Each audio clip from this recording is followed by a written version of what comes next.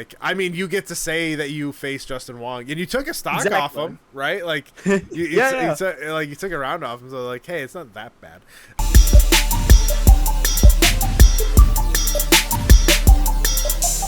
Offer McSparkleface, thank you so much for joining me today. You still have the longest name I've ever heard in my life. I gotta ask you a question. The way I always start these podcasts is how. No, I'm gonna change it today. How did you get that name? Yeah, I need to know why. The joke answer, I always give like a different joke answer when I'm asked this question. Because it's such a dumb name. Um, so I always just like come up with some random story and then somehow try and link it back to Puffer. But the real answer, is probably, do you know the Bodie McBoatface meme from like ages ago? Kinda like I Yeah, I need to see it, but I understand that it's a meme. there was this boat, and people, it was like a vote, and you could name the boat, and then people from all over the world voted on this thing, and it was named Bodie McBoatface. And when I was a little kid, I thought that was funny, and I had that, and I like internalized it in my head. And then I think I was doing some sort of improv game, and I just came out with the name Puffer McSparkleface, and it stuck. I just liked the name of it. Yeah. My name is actually somewhat kind of internalized from when I was a kid. Oh, Yeah. okay. So like my uncle and my father, they had really unique names for AOL Instant Messenger back when the internet just started. My uncle's was Yep Who Knew, and my dad was Jeff There It Is. So like I had this thing where I'm like I needed something simple at the end, so I just did Phil, of course. So Of course. that's just kind of how I'm here. It's great. It's an excellent name, I gotta say. It's really good for branding. Yep. You could just chuck "of course" onto anything. It's Yeah. so good. Like all of my personas are like the showman, of course, or this is you're on the podcast, of course, right now. So Of course. yeah. So I gotta the question I actually always start is you are a FGC TikToker, and I actually have a huge amount of respect for you because you're, I think, outside of RPG and you're the only person that puts out the same level or the same amount of content. You're kind of a workhorse. Right. You like putting out Yeah. content. I have a huge respect for that. But I gotta ask, how did you make your way to TikTok? Like, what was your journey to get onto TikTok? It all, I guess, started because I wanted to. If we're taking it all the way back, to about, well, not all the way back. I, for a while now, have been wanted to be competitive in games, right? And so at the start, my main focus was on Smash. So I was like, okay, I want to be really good at Smash. Initially, like I always say that I'm going to be the best in the world at Project L. Initially, I was going to be, okay, I'm going to be the best in the world at Smash. But in order to make that happen, the top players need to, in order to support themselves financially, they make content on the side. And so I was like, well, I might as well like start making content now. And then by the time I'm a top player, I'll have a decent following and I'll be able to make that work. So it was about maybe October of last year. I was still into the Smash thing, and I was like, yeah, okay, I'm gonna start making content. I'm gonna start streaming on Twitch. I'm gonna start making YouTube videos and TikTok because I'd heard that that was like the best way to grow on Twitch. Was you gotta make content elsewhere, like diversify your content on more discoverable platforms, and then people will make their way over to Twitch. So I was doing that.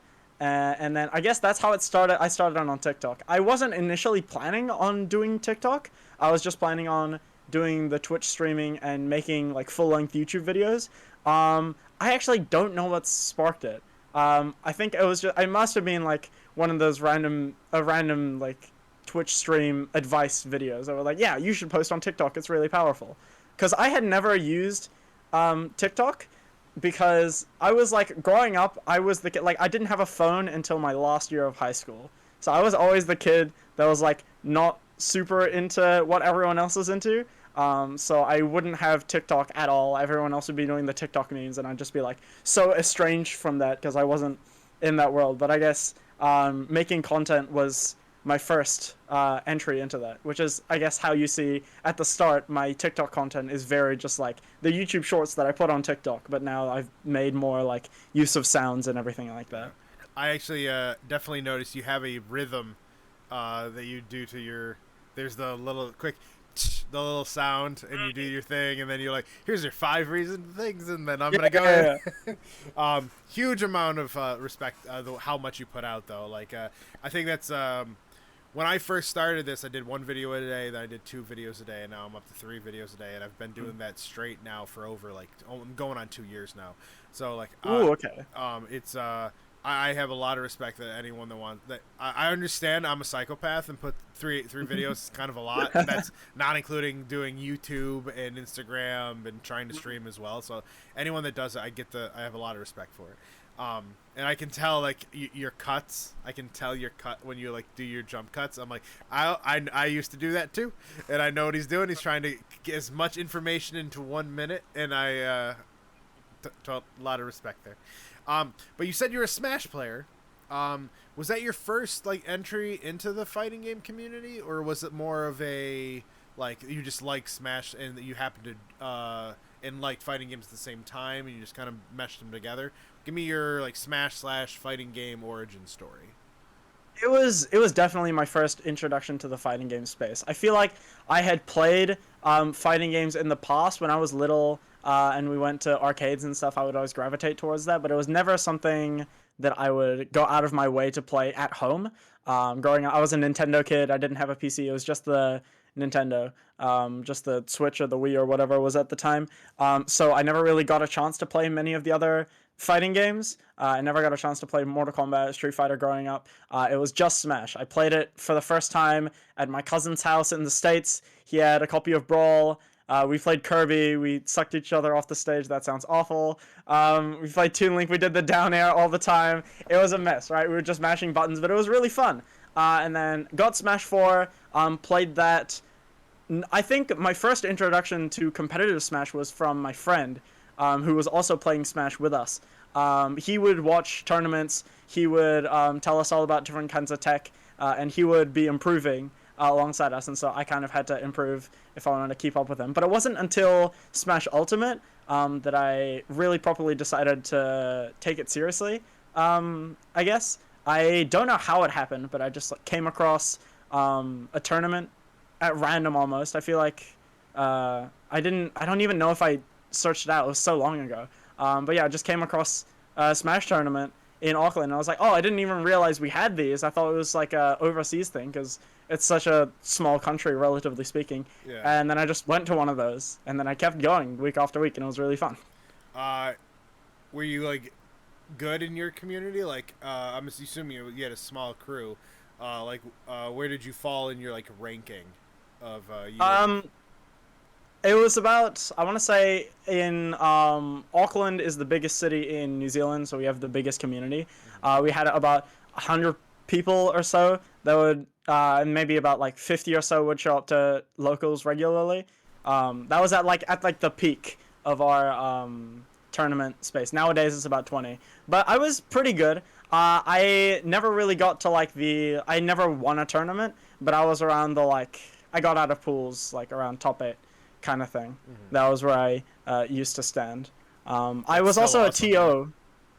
I was a TO for the longest time as well, for about a year, because our old TO was kind of wanting to phase out of the TO game because he had been doing it for so long. And so I was like, hey, I'm going to university soon. I can rent out a space there pretty easily, get some people together, and then just do what you're doing. And that went well for a while. I haven't had a lot of time to run those now just because of, now I'm making content and I wasn't before. So that's a huge time sink, as I'm sure you're aware.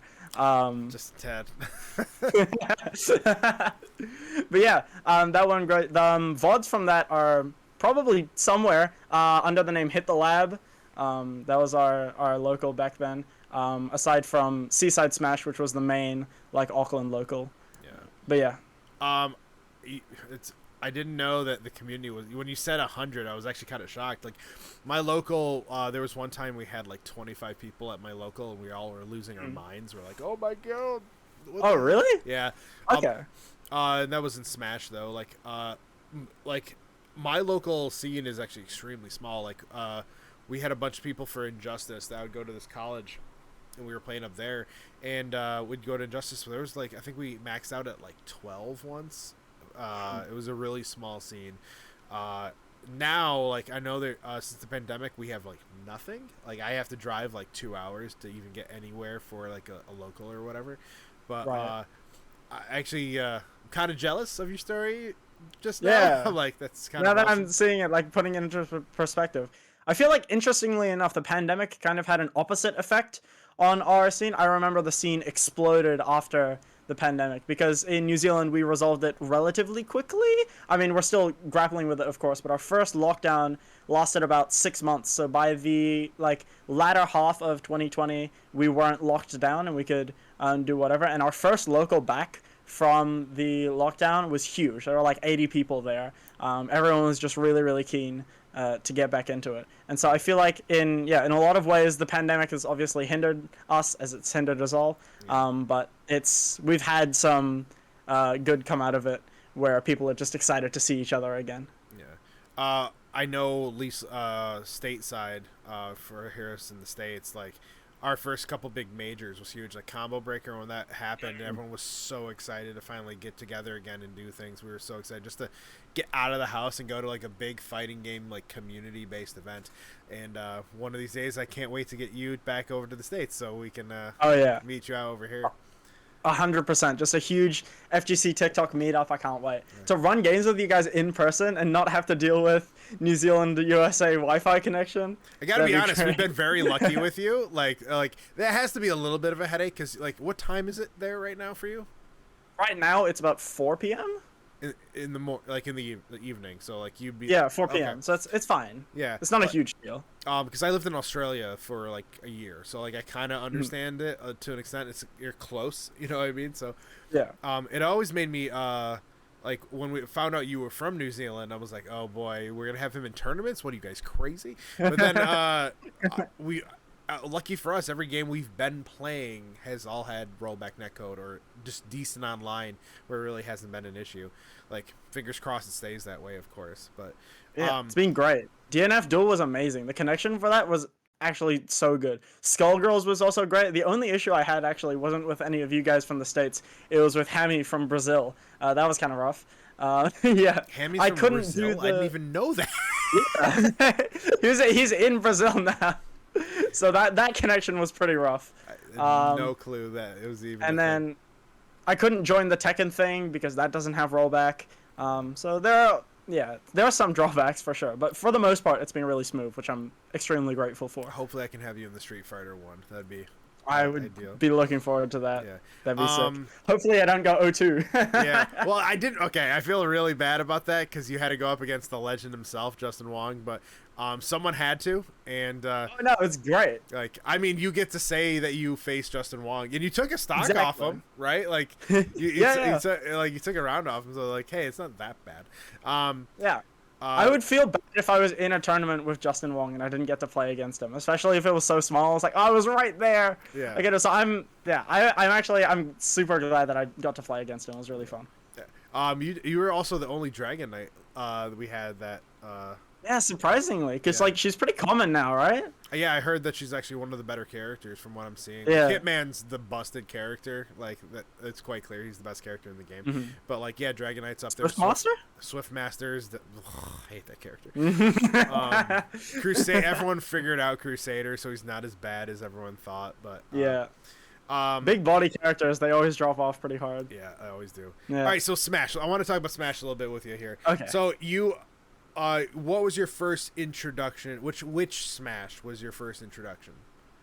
Was it I Brawl? first played it with Brawl, Okay. but I didn't own that game. I played it at a cousin's place. I played it at my friend's place. I never had it. I don't know why I didn't get it, but I never had it. The first game that I got Smash 4 on release.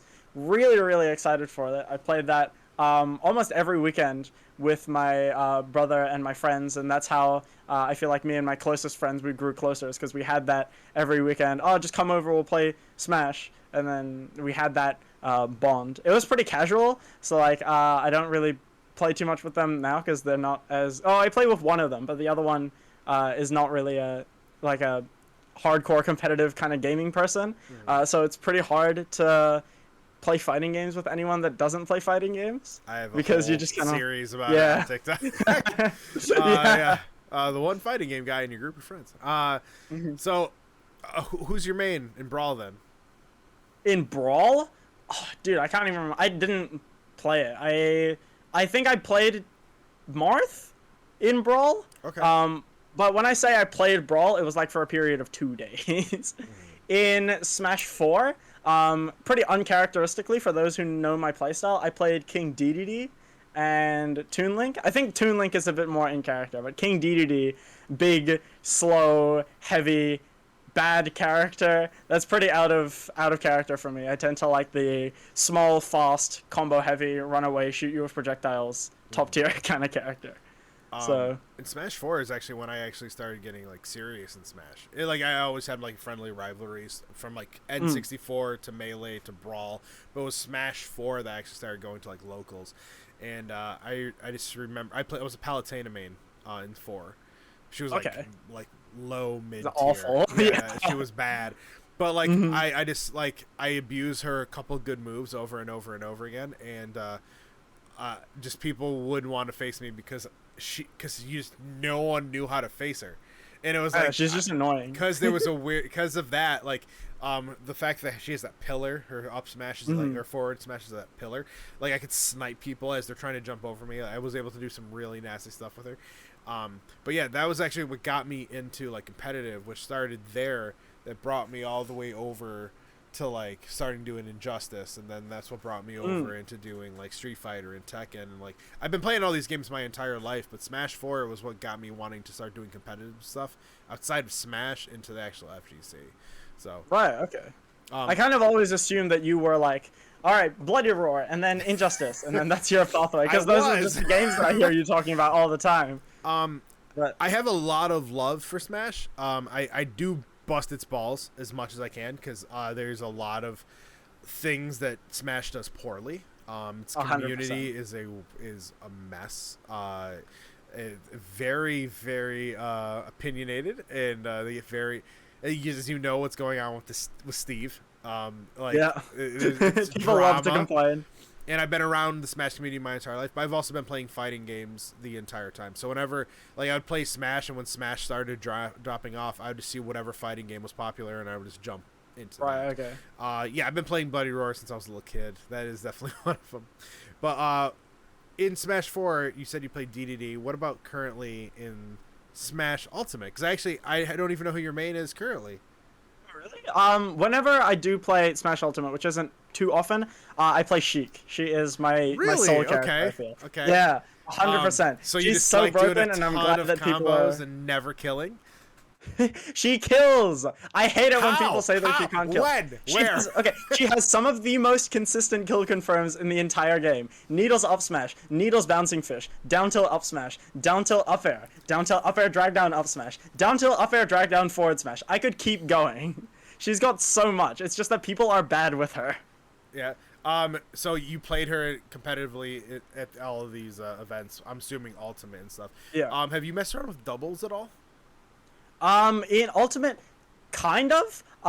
It was never like a huge thing. Doubles, whenever we had our majors, was always like the goofy Friday side event that you'd join up for. I gotta say, New Zealand doubles team names are amazing. That's one thing that we take huge pride in, is our doubles team names are so good. One of them is Wellington on a good day is an amazing team name, because you can't beat it. You can't beat Wellington on a good day. That's like their slogan for the city. There's just so much. It's such a goofy time. But I never really took doubles seriously.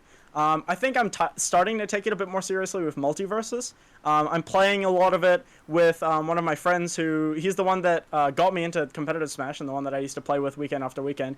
He didn't have Smash at his house, so he would like play Brawlhalla instead, and him and his friend got really, really good at Brawlhalla doubles. And so he's been really playing a lot of multiverses with me, and he's got the doubles experience on lock, whereas I really have no clue what's doing. I play it just like singles, but there's another two people fighting somewhere in the corner, but that's not at all how it works. You need to be really aware of everything that's going on screen so that you can help with combos, so that you can help knock other people off combos, save your partner from getting edge guarded, all that kind of stuff, and it's completely foreign to me.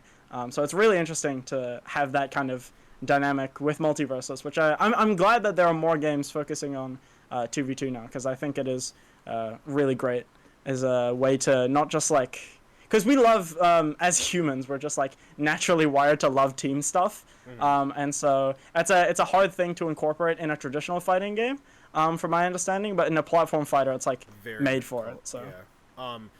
There's only been a few fighting games I can even think of that had team or tag type of mechanics, and it's always kind of frowned upon to a certain extent. yeah. I know locally we actually the doubles community here for the Smash doubles community is actually pretty popular.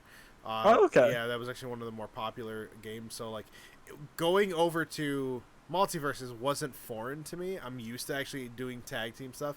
Like we were able to figure out like some of the busted stuff in doubles. Like Kirby can suck up Bowser and shoot him out, and it deals more damage than like any other projectile. Like small little stuff like that. So goofy. Yeah, it will break shields. Like it's really weird. Yeah, so like That's disgusting. and I'm just waiting already for all this stuff that's gonna happen in multiverse. Like you already see it a little bit. Like there's like a couple like Velma and like anyone who has a good up aerial. Like she'll use her little notes that slowly bring people up, and anyone just jumps up and does an up aerial move. It's almost a guarantee. Superman goes up there, grabs you, stares you in the eye. Whoop. It's like it's like a guaranteed kill. Like they're already finding out all these really crazy combos, and it's really exciting to see. Like I can't. The game is definitely messed up. Yeah, Multiverses I think has something very special right now, and I'm curious to see where they're gonna go with it. For sure. They've caught lightning in a bottle. The numbers on the first day were insane. I mean, I'm sure you're aware. 150,000 like peak players is ridiculous. Probably. Probably. They haven't even like touched some of the most popular characters either. You know what I mean? Like, wait till they announce like a crazy fan favorite character. Like, think about what they did with like Cloud and Bayonetta and Smash. Like the levels of excitement, or even Steve. You know what I mean? Like, it's gonna be the same thing is gonna happen for multiverses, where a character is gonna get announced. People are gonna lose their minds. Like, I personally like think when they add Godzilla, because I think I saw the leak and I want Godzilla, because that happens, I'm gonna be so excited. I'm gonna lose my mind. Godzilla will be my main, unless they add Samurai Jack, but that's a whole different other story. I mean, they've said that Iron Giant is gonna. They said that he's the first Colossus-sized character. Yes, there are going to be more Colossus-sized characters. That's for sure. I feel like that is one of the huge things about fighting games. I feel like that's how you reach the casual audiences, right? You have like something like the Project L trailer. Really excited me as someone who's into fighting games, because I could appreciate all the little details and how they were showing off the game mechanics. I was like, oh, that cross-up looks dope, or oh, that game mechanic is going to interact with well. But that's all nerd shit to the common audience. They just want to see, oh my god, it's Rick and Morty versus LeBron James versus Batman? What is happening? And I feel like that's a really good way to get people into the thing, because they're like, oh, characters I know, things that I recognize. Yeah. I think one of the biggest issues Nickelodeon All-Star Brawl had was they actually showed a really awesome trailer. Like the Naz's like trailer was awesome, showing off all those characters. Like, and then the gameplay after wasn't the most like. It wasn't bad. The gameplay was actually pretty similar to what you would see in like a game that's trying to be Melee. You know what I mean? But like they didn't have voice acting. Everything else about the game was very bare bones. No story. No like. I don't even think they had like a general arcade ladder, if I'm correct. I don't know. They had a lot of shortfalls, but they had no budget. You know what I mean? While this game, Multiverses, has everything and more. You know what I mean? Yeah. So it's nice to see this happen. I also think Nickelodeon All-Star Brawl will have like a resurgence in the future. I have a feeling they're gonna like get the money towards it, because they made money off the game. You know what I mean? They have made money. It's just not as big as probably some people wanted it to be. Yeah. Platform fighters are the new big hip thing, so I imagine we're going to see a lot more in the future, and that's one of your genres, right? So I believe you're going to have plenty of content to do. For sure. I don't know how much content I will be making once Project L drops, because I feel like I'll just like fully pivot into that. because again, the whole like reason that I started doing content in the first place, well, it was initially to support my Smash career, but then the Project L trailer came out. I really loved that. Did some thinking about Smash as a competitive game, about how I wanted to do things, about like being realistic about money, because the Smash community is like, or the Nintendo is notoriously terrible at supporting its competitive community. Yeah. So did a lot of thinking about that, and I was like, you know what, I'm just gonna fully commit to Project L. So everything with this has been like kind of, that's why I moved from just Smash to like Smash and a general FGC stuff, because I feel like the numbers for Smash are much more there. Like it's a lot easier to grow in a solo Smash space, but it's also going to be way harder to convert that Smash audience to a Project L audience when the game comes out. 100%. Which is why, yeah, I'm more trying to diversify it with the man, fighting game I stuff. struggle getting my fighting game people to just want to watch Smash stuff. Yeah, I've definitely noticed. I have a lot of people that like just hate Smash. Like it's a pure hatred, and it's weird. I'm like, I mean, we're already a kind of a small niche community. Why were we already hating on other things that are like kind of similar? It's always been very weird to me. But it's like, a huge divide for no reason. yeah, it's no reason whatsoever. I don't get it. Because I've been saying this since I was a little kid. Like when I played like I have like 4 or 5 games that I've all played on the GameCube. It was like Smash Melee, Soul Calibur. There was this X-Men game that I played called Next Dimension, and Bloody Roar. I just said those were my 4 fighting games. You know what I mean? I never in the world just said, no, Smash is a party game. And this never came out of my mouth once. Anyone that says it's a party game only says that because some big YouTuber says it and they're trying 100%. to copy it. They can't have their own thought. They need to like copy what everyone else is saying. If you don't like Smash, it's fine. It's just I don't understand the hatred for it. I'll never understand it. The excuse is like, well, you don't have to put inputs. I'm like, yeah, sure thing, Street Fighter. Neither do you anymore. Shut up. I don't want to hear.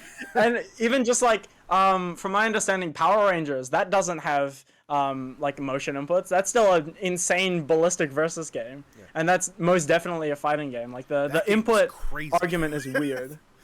Power Rangers also just crazy game. Oh, so Smash Bros. Isn't a fighting game because it doesn't have motion inputs. Okay, I play Ken, you play Terry. It's a fighting game now? By your definition? It's such a weird way to divide the... I don't even want to say genres. Divide the 2 games. It's entirely arbitrary. Like, it's... Sakurai straight up said his inspiration for the game was, like, playing King of Fighters. And literally... Exactly. His inspiration was playing King of Fighters, and he felt bad facing someone in an arcade and destroying them. He wanted to make a game where it was easy for someone to pick up. And he made a fighting game that was easy to pick up. A fighting game. It was based off of his idea and love for King of Fighters. It just makes no sense when people want to do all these arguments. The word fight is across the screen when you start a match. What do you mean this is not a fight in a game? Shut up! I'm so... It has all the elements as well. Like, sure, they're different, but at the core of it, it's the same experience. Yeah. Like, don't get me wrong, but it does have, like, some, like, fun aspects, but that's just because it has extra modes. I mean, like, when you look at, like, some of these other games, like Tekken, right? Like, there's a beat-em-up, like, story mode. I don't consider... There is? Yeah. I don't... not in Tekken 7, in Tekken 6, and in Tekken 5. Oh, okay. I don't call those beat-em-ups. It's a fighting game still. It just happens to have other modes in the core game. You know what I mean? Like, people just want reasons to argue, and it's kind of silly to me. Yeah. It's... I mean, it's just the internet. People are going to hate on things. Do you think it's just the loudest people are heard from Smash? Oh, 100%. Yeah. Like, what's your overall, like, opinion of the Smash community? I have very little connections with the overseas Smash community. I have talked to a couple top players from the States. I have been in a couple Discords, and I will say the interactions that I've had with the community have been nothing but positive. I'm mainly in... I've heard a lot of bad things about other Discords, but in the Sheik Discord, which I was a big part of for a while, and the Roy Discord that I was in for a little bit, It's just super friendly people all around. And then in the NZ Smash community in particular, which was the Smash community that I was most involved with, running tournaments, going to majors, all that kind of stuff, I have nothing but nice things to say. They're all amazing people. It's just such a nice supportive environment. It really does just feel like one big friend group of like a couple hundred people. I think it's a really amazing community, and we do so much for each other. It's great. Yeah. So what was the turning point for you that like made you say like I'm gonna become a pro Smash player? I don't know, honestly. I don't think I had one huge moment. I think I just was playing games, playing fighting games, improving slowly, feeling I really enjoy this. There are people out there that have this as their career. There is nothing I have every opportunity in the world. I'm in a very privileged position. What is stopping me from doing that if I work hard enough? I wouldn't say there was like a big dramatic moment where a figurehead in the community came down and like patted me on the shoulder and said, "You can do great things. I believe in you wholeheartedly." I think it just like do you it want was someone to do that? It sounded like you want someone to do that too. Kind of, maybe, I don't know. I think it was just like a slow burn of realizing this is something that I very much enjoy. I love improvement. I love competition. I love this environment. The people here, it's just a great place to be. I feel at home. I feel like this is something that I really enjoy working on. Why not make it my career if I can? At that point, I didn't realize that I would have to be making content, but I've grown to love that as well. As part of the journey of just like, okay, how am I going to, what kind of videos do I make? What kind of videos are people interested in? What do they want to learn about? All that kind of stuff. I also started doing coaching to try and make everything this a bit on the side, but I coach people as well in Smash. It helps me a lot for content because it forces me to articulate my thoughts and understandings of the game in a way that someone can understand, and I get that immediate feedback. With TikTok, it's a bit less immediate. Like a video might blow up or it might not do great, and you don't really know if that's just because the video was bad or the information that you conveyed was bad, or like it was communicated in a bad way, or maybe just the algorithm didn't like you. But when you're coaching someone, you're right there talking to them. It's very easy to get that immediate feedback. Is this working for you? Is this not? What is working for you? How best should I explain this to you? And so I think doing that has really improved my content on the side, and just like the ability to communicate concepts quickly, which I think is definitely my strong suit in terms of the content that I make, is that I can take a concept and explain it relatively simply and relatively quickly. Nice. When it comes to like what was like the original, like I guess not inspiration, but were there like certain like inspirations outside of like how do I want to say this, like is there certain other inspirations you had that gave you the ideas of how to make content? Was it like, did you get the ideas from like other YouTubers, other TikTokers? Was something that you saw once and you like did kind of like mix matched into something yourself? Like how did you get to the point where you're making your content now? I think it was a lot of trial and error. Okay. At the start I tried doing full length content. I started with a series which was like what's the deal with X character, where I would explain a character's gimmicks so that you know what to expect when fighting them and you don't get called out on that kind of stuff. And that video did okay. Then I did like a goofy video of like, oh, what Smash characters, or like what was that? It was like, yeah, what horror movie trope would Smash characters play? Which I guess I make similar stuff to that now, like what Smash characters would do X, or like what One Piece characters would be like in Smash, or all that kind of stuff. It's like what X from a fighting game would be in Y from a not fighting game, or vice versa. Which shouldn't be great. I had a series that I was trying to do for a while, for a little bit. Well, I just made one of them, but I was trying to make it work. It was Review in Progress. because I'm also very passionate about game design. That is something that I want to do after my esports career. Whether that goes well or not, that's what I would like to do next. Is try and design a game or work in that kind of field. And so I was thinking that would be a good way to incorporate the game design is with the series called Review in Progress, where I would play a game live on stream and kind of review it as I was playing and like break down each level, each mechanic from a very analytical perspective and give my view on that. So I have a video up on my channel, Review in Progress for a Journey.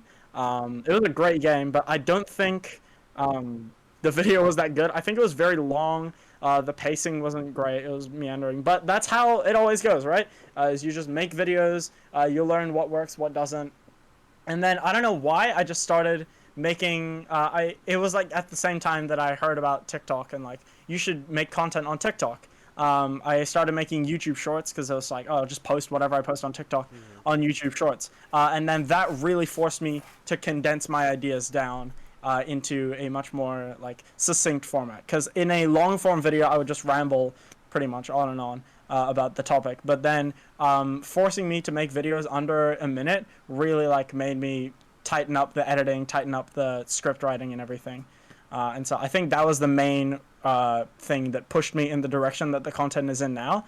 And then the second thing that influenced specifically the like, here are 5 reasons, like that kind of intro, was because I was always told that, oh, you need, in order to do well on TikTok, make your videos like do well, you need to have some sort of hook, right? You need to have something that grabs the person's attention immediately, and then gives them a reason to stick around. And so I was like, oh, okay, if I do like, here are 5 reasons why X, then they have a reason to stick around until the end, right? Because they want to hear all 5 of the reasons.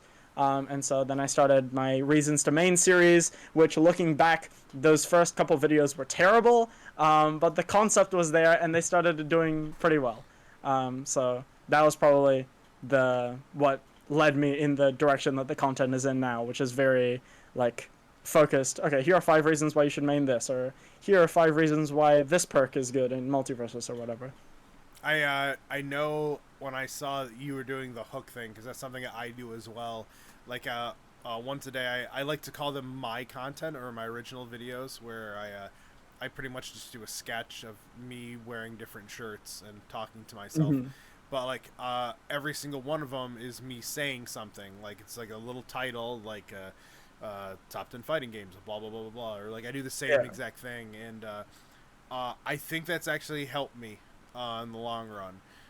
And then I'll go watch like someone who has a blue check mark and a couple 100 million followers, and I'm like, okay, maybe I'm doing something wrong. I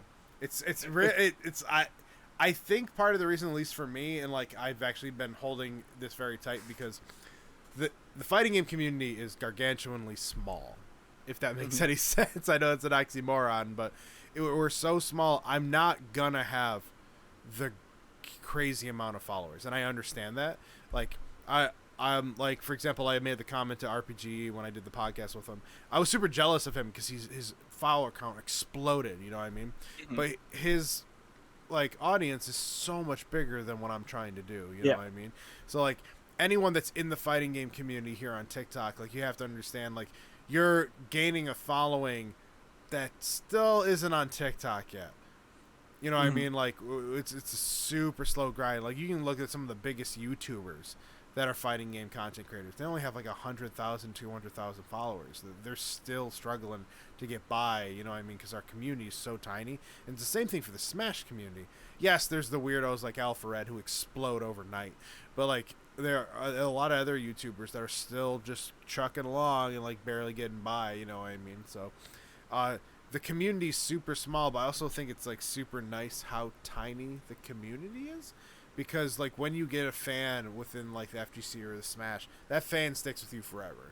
Like I still go back and watch whatever Introspective or Mighty Keef or all these old school Smash tubers is what I like to call them. Any of those guys post something, I always go back, even if I don't want to have any interest in what the video is now. But I'm their fan now because I followed them since the beginning. And getting those fans now, I think, are far more important to me than getting the like all these people who go viral from one video and like they don't niche down at all, and they're just like throwing everything to the wind. You're not gaining fans, you're gaining followers, and I think our community is doing a good job gaining fans. It's much more tight knit, and they're the people that are actually gonna stick with you when you're making content, instead of, as you say, just like, oh, this video is pretty funny, follow, and then never think about them again. It's a much more personal kind of connection, just because of how small the community is. Yeah, we need as many people watching you when you're the #1 Project L player. So why Project L? Like why are you going to be the #1 Project L player? Well, explain this to me. Why did you play League? Is that why? No. You've never played League. Never played League. No. Why? It's just like it was just okay. The game I just saw the trailer, thought it looked really, really cool. I liked versus games. I guess the main reasons were it was just like I wanted to get good with like a big game, right? I feel like I don't know why, but and this is like not everyone's gonna feel this way, but being the best in like Skullgirls would not be as rewarding to me as being the best in like Smash, right? Because Smash is just like a way bigger pool of people. I don't know. It's like the competitive person in me, or like I don't even know if it's like ego or something. But because I feel like Project L is gonna be huge, right? It's gonna be enormous. Just because like solid IP, it's probably gonna be free to play. Probably gonna have a lot of developer support, and just like what people have been saying about the game, it looks really, really promising. A lot of people are very, very excited for it. But I guess so far it's just like it seems like it's going to be, of the big games, the one that I enjoy the most, right? I think Street Fighter is a bit too slow for me. Tekken I don't really particularly enjoy. I just want to be the best at a fighting game. And so Project L was kind of just like, hey, there's a new game coming out. It looks really good.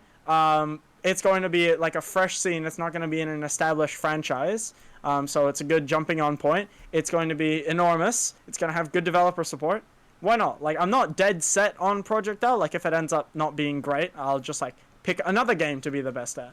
But it just happened to be the one that caught my interest at the time, where I was like most competitive about it. I was like, yes, I want to be the best at something. Project L was there, looked really good, had all the stuff going for it. I was like, sure, why not? Again, if it's not great, I'll just pick something else. Don't know what that's going to be yet. Do you have does it have to be like a current and big game? I would like it to be. Okay. Because like I'm posting a video when we get done with this podcast about this, and I actually have this thing is like if there's a game that you're worried about playing because you don't think it has a player count, I feel people need to get that mentality out of the way. Oh yeah, 100%. Like there's so many games out there that like are amazing that you just don't want to play because of like your mentality that there's not going to be players around. Not true. There's 1,000 Discords ready to not only invite you in, they're going to teach you because they want you to stick around. Like, yeah, I can hop in the Injustice 2 server right now, and they're like, hey, anybody want to do like a 1st to 10? And I got 17 people messaging me. Like, and that's just Injustice 2, and that's like a couple years old. Dude, if you go back into any of the games on Fightcade, like there's like we joke about it, but SNK Heroines, like there's all these games out there that you could technically be the best player in the world right now if you just started practicing, because no one else is practicing it, and so you could be the person teaching someone else. I guess you just got to find. Is it an aesthetic thing, like for you, where the game needs to look cool? You needs to play a certain way. Kind of. I think a lot of it is the feel. In terms of, I do like the faster paced kind of games. Games like Street Fighter, DNF, right? The traditional 2D fighters. They're fun. But I feel really limited in the movement, which is, I guess, one of the things that I really enjoy about Smash. I mean, it has a lot of things that are a bit rough competitively, don't get me wrong, but the movement is definitely something that I always really enjoy, which is why I guess I gravitate towards the versus games, because I really love Skullgirls and how that feels to play, and so Project L just looks like more ballistic. But also, I feel like it's a career choice to think about Project L, because I feel like there's going to be just more money in it, and it'll be easier to make a living off playing that competitively. This is a whole nother like argument to just like picking a game. So like, I completely agree with you in terms of just like Well, if you're trying to people make a want to. career of it, I do get that. I mean, Yeah. it's gonna be a hard road, and I give you a lot Oh of yeah. respect to go for it. I gave up my pro player chances many years ago, but I knew my path was different than that, though. So Mhm. I knew my goal Oh, was to try to make people laugh, not try to beat people up. So was there any specific point in your competitive career where you realized that shift, or? um I remember I was like making a video about how to stage strike in Smash, and I was Mhm. like, I remember I spent like maybe like an hour, like just I was like pacing in my like this room. This is my Mhm. old room where I slept, and I was pacing in this room, thinking of a joke that I can put into making fun of Little Mac about how like Little Mac hates stages with extra platforms, right? And I spent like a half hour just walking back and forth what to say to make something silly, and like it I was more obsessed about making that video than I was about, sitting there and practicing short hops with Palutena. You know what I Right. mean? And that's when it clicked with me. I'm like, you know what? Maybe it's not for me. Don't get me wrong. I still enjoy the competitive nature. It's still something that's in me. But I just knew then, like, I'm not meant to be the player. There's other things that I can do within the scene that would benefit the scene, and I still am a part of it. Mhm. Fair enough. Fair enough. It's like, Also, I was yeah, kind of not trash to everyone. begin with, so I mean, everyone's trash to begin with. yeah. That's improving. Like, I But think yeah. I got top 8 once. But I was playing like one of the worst characters at the time, and Yeah. then she became the best character in the fucking game, in Ultimate. So I switched from her in Ultimate. I can pick her up as a side character, but like Mhm. I don't like playing top tiers. I'm one of the Really? yeah I don't Why? I just don't like doing it. I do. Is One, it's the mirror match. I hate facing my character. I fair. always face hate facing mirror matches.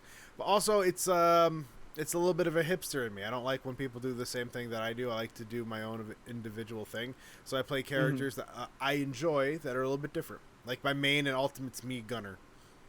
Okay, that explains just about everything about you. I would So never have guessed Me Gunner. You do not look like a Me Gunner player. when I would have guessed Duck Hunt. Duck Hunt kind of fits you. I With the... why do you play Duck Hunt at all? How correct was I? I did kind of I would say Duck Hunt was like my tertiary, my third. Tertiary? Yeah, my Yeah. in Smash 4, it was probably like Okay. Duck Hunt was probably my third character. I liked I the was weird. kind of close. I'll take it. I liked the weird setups with Duck Hunt. It was like, He's definitely got some sick stuff. there's also some saltiness where you could like grab someone and have the can come hit you while you're holding Yeah, someone. that's It's like the great. best That's feeling hilarious. ever to disrespect someone. You've got your own assist. Yeah, it's a lot of fun. Yeah, We I gotta feel play, like a lot of. well, we gotta play some. I gotta face your Sheik now. Yeah, I'll pull if out. when I come over. Yeah, yeah, Not now. The Yeah. Wi-Fi is gonna be terrible. right. Yeah.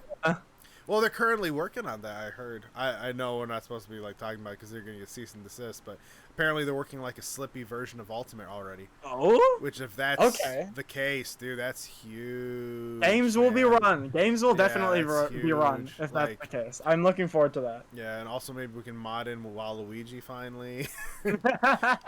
Oh, what did you think about the fighter pass? I thought it was good. out I of thought everybody. a lot of the. I thought a lot of the characters were great. A lot of the like Sephiroth amazing inclusion, Banjo amazing inclusion, Minecraft Steve. As much as I hate how the character plays, excellent addition from like a marketing perspective. Yeah, I hate the character too, but I don't even hate him for the reasons you do. I just didn't like him because I never played Minecraft. He meant Totally nothing fair. when he got added. I'm like, okay. He meant nothing to me because I didn't play Minecraft, and everyone lost their minds when they found out I'd never played Minecraft.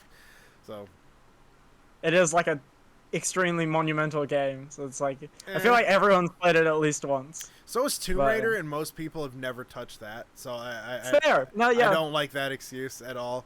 Like Tomb Raider was like one of the biggest like inspirational games during the '90s, and people like the new, especially like the Gen Z generation, like none of them have touched Tomb Raider. Oh yeah, 100%. So, like I'm assuming you have not, correct? No. Yeah, see what I mean? So like, I've studied it, but I've never played it. Yeah. She's one of the most important video game characters, Lara Croft, in history. Mhm. But however, most people don't even know who the hell she is. Aloy is taking her spot. So Really, yeah, that pains me. yeah. I mean, Samus will always be like the #1 female character in video games. That's never gonna change. It's gonna be Samus. But like what Lara Croft did in like for like the future of games is like massive. Like, and she's kind of fallen off a little bit, and it was mainly because she went through like the selling and buying of her company going all over the place, which never helps. But and this we don't need to talk about Lara Croft. But what are some characters that you wanted to see that didn't get added? I was heartbroken when 2 characters were revealed for the game, not as playable characters, but as Mii fighters. Okay. And those characters were Dante from the Devil May Cry series and the Monster Hunter from the Monster Hunter series. You were a series. Monster Hunter guy? Okay. Yeah, 100%. Dante, I have less of an emotional connection with. He was more just like, I've seen this character everywhere. He looks so cool. The Devil May Cry series are amazing. Featuring Dante from Devil May Cry is an excellent meme. They would sell so much from that. And I was really sad when he got revealed as a Mii fighter because he would be so cool. He's just like built for Smash. I feel like, I mean, they did a great job with Bayonetta. Like, people complained about her in Smash 4, but now she's balanced and she's a cool character. Like, the way she plays is very unique. Her combo system's really unique from the rest of the cast. And so Dante could have been something like that. So that could have been cool. And then Monster Hunter, I have much more of a personal connection with. I love Monster Hunter. I've only ever played World, but that game holds a very, very special place in my heart. And so I was really sad when that character got announced as a Mii fighter. Because, again, I feel like there's a whole bunch of, not just like marketing potential, but also gameplay potential from all the different weapons, all the different customizations that you have. There's just so much there to work with. So, like, those are your main 2. Like, if we had, right now, we get another 5 characters. Who are the other 5 characters you add in? Okay, Dante, Monster Hunter, 3 more. I don't even know. Those were the main 2 that I was just like fixating on. And I didn't really have anyone else super in mind. I guess I would just go like with the most fan requested characters. People have been begging for Gino for ages, so I guess put him in there for the people. I wouldn't put Waluigi because I think it's so funny that people are still like, please put Waluigi. And Poor Waluigi, man. Poor Waluigi. Piranha Plant. Yeah. Dude, that was so trolling. Disrespectful to the Waluigi so fans. It was hilarious. Oh, I love that. It was great. Not necessarily for what they mean for the game, but just in terms of how they play. I feel like some sort of archer character could be cool, like Decidueye. I would have much rather had Decidueye than Incineroar as the Pokemon from Gen 7, because I just enjoy those kinds of like move around, shoot the stuff kind of characters. Okay. And so Decidueye would really fit with that. But yeah, I guess aside from Dante and Monster Hunter, I hadn't really given it much thought in terms of what other characters I would like to see. I know that a lot of people got angry, but I think Sora was a good way to end it, I guess. Oh, 100%. Like, I remember I was like, you know what? Like, I honestly felt the last character pick was going to be the worst. Like, I honestly felt like no matter who they picked, it was going to be a bad choice. But when I saw that Keyblade, I'm like, you know what? That's actually a good way to end this. It made sense. Screen is frozen. It is? And I can't hear anything. Yeah. Oh, there we go. We're back. Well, sorry. I can see you. So nothing is snapped on my end. Yeah, I don't know. We can just cut that little bit out there. Yeah. It's froze when you said I thought the last character was going to be the worst, and then it. Yeah, I thought the last DLC character was going to be the worst. But after I saw that Keyblade in the trailer, I was like, you know what? This is a good way to go out. And if this is it, like we are officially done with Smash, this is probably the best way for it to end. And I 100% agree. Don't get me wrong, I have like a handful of picks I would love to see. Like this, like I'm still bummed Scorpion didn't get in, like or Sub-Zero, Lara Croft. Like I was a Waluigi and Gino hope. Like I was one of the like. I also hate the guys that want Goku. Like people who say Goku makes me. I want to throw a brick at those people. Like, I hate it so much. But do you think? What do you think the future of Smash is from here on out? I competitively, I would like to see a lot of changes to it. First of all, like, I would like a smaller cost competitively. I really don't think that's the direction they're going to take, though. I feel like Smash is only going to get bigger from here, especially with the success of Multiversus and just showing how popular, like, the character, how big of a draw the characters are.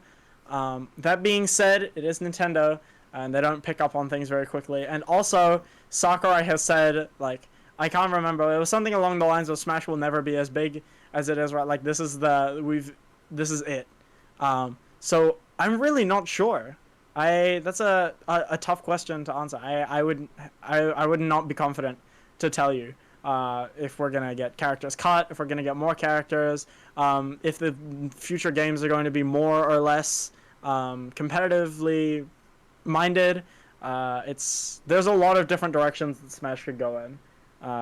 And I mean, whatever happens, it's gonna have a fan base. It's gonna have people that love and hate it. So Can I give my? we'll see. This is what I think is gonna happen.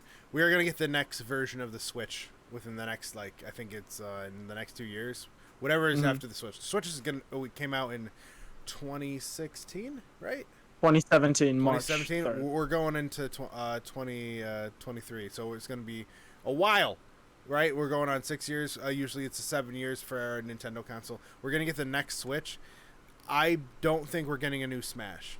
I think we're gonna get Ultimate Plus or Ultimate Definitive Edition, Ultimate HD, whatever you want to call it. It's gonna be that game. We're gonna get a couple new characters, and it's just gonna be that game with a couple extra small add-ons of stuff that Sakurai just didn't have time to do, and that is it. I don't think we're going to have a new Smash game in almost a decade. I think because all they need to do is, like, honestly add the couple like a couple small other things, and that's it.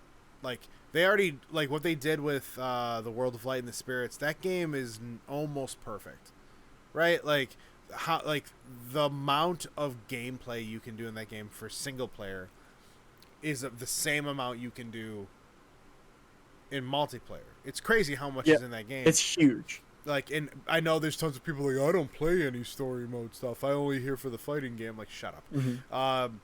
But, like, I give a lot of credit to Sakurai for doing everything he can to make, like, the best game he could.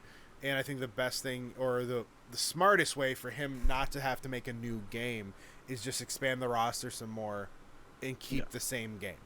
Like, keep World of Light, keep all this stuff, maybe add another small story. Like, if he came back and just added one extra little block, like World of Light, World of Darkness, World of Middle, and just throw, like, another hour World of Middle of gameplay in there, and just throw, like, Waluigi, Scorpion, Monster Hunter, and Dante, and call it a day. I think people would 100% be okay with that, and then we won't have another Smash game until a decade later. Sakurai won't do that one, and they're gonna make a really weird fighting game that's called Smash. That's not what we want, and people are gonna come back to Ultimate. So that's my take on it.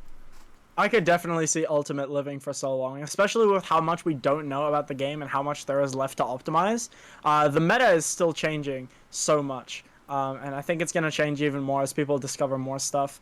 I remember when I was playing Sheik, I found something.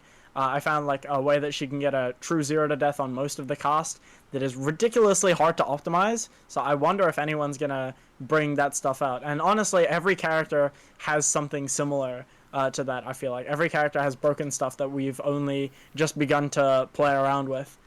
So now it really feels like Smash is going to still be kicking for a while yet. And I hope that Sakurai doesn't work on another one. He deserves a break. Yeah. He's been working so hard for so long. It's insane. I think it's crazy to me that, like, I've been playing this game since it came out in 64. Like, I'm old. So, like, I've been playing it since their OG. And this guy, like, he's made it very clear he's not a big fan of making sequels.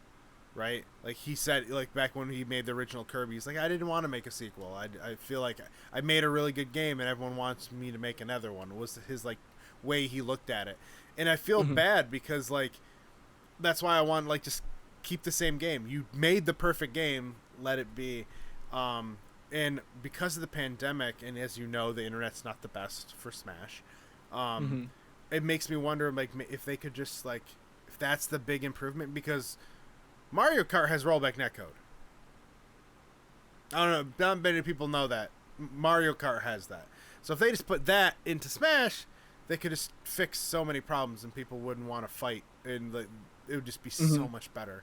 Like people would lose their minds if rollback got officially announced for Smash. Yeah, like enhanced. You don't even have to even call it rollback. You can say enhanced online experience, and people are gonna be like, "What does that mean?" Like, and then when they figure it out, oh, yeah, yeah.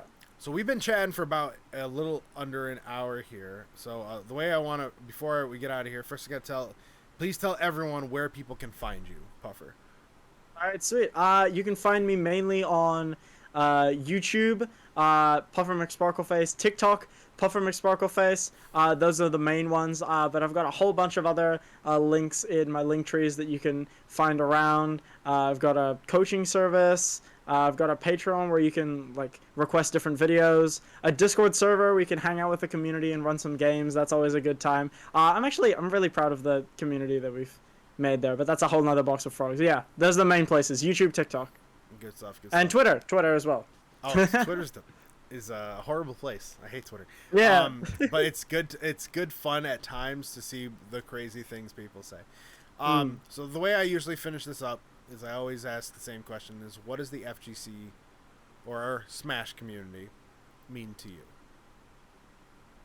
It's really just an amazing place where people are free to be themselves around people who are similar, around similar people. It's a community in a way that people wouldn't have had a community in the past for a relatively niche hobby. It's a place where people from all different walks of life can come together and bond over a shared love of something, anything. And in our case, it's fighting games. In our case, that's competition and talking shit, but also really caring about everyone involved. And that's wonderful. Good stuff, man. I appreciate it. Puffer, thank you so much for joining me today. I hope you had a good time. I know I did. And we have to get some games in now. We got to figure out how to play Smash. Let's go figure out how to do that right now. Don't forget to follow all social media platforms that Puffer mentioned. For those that don't know, I stream on Twitch every Sunday and Tuesday. Come and hang out. I also have an FGC TikTok account you totally should be following. If you like the video today, don't forget to leave a like and subscribe. My name is Phil, and of course, I'll talk to you guys soon.